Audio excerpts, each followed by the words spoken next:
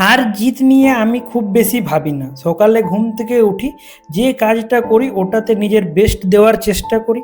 আর যেদিন মনে হয় যে বেস্ট দিতে পারিনি, নেক্সট দিন আবার চেষ্টা করি। Good morning everyone. আজ আমার 75 হার্ড ডে চ্যালেঞ্জের 16 নম্বর দিন। তাই সকাল সকাল ঘুম থেকে উঠে মাঠ পৌঁছাই। মাঠে গিয়ে প্রথমে করি রানিং, তারপর করি স্কিপিং, তারপর আরও কিছু এক্সারসাইজ করে পরে শেষে শীর্ষাসন করে আমি সকালের মর্নিংয়ে এক্সারসাইজ রুটিন কমপ্লিট করি।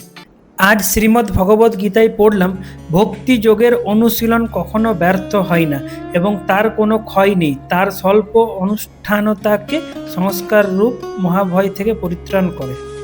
আজ ইভিনিংয়ে শোল্ডার ডে ছিল, তাই প্রথমে ওয়ার্ম আপ করে নিই, তারপর শোল্ডারের কিছু এক্সারসাইজ করি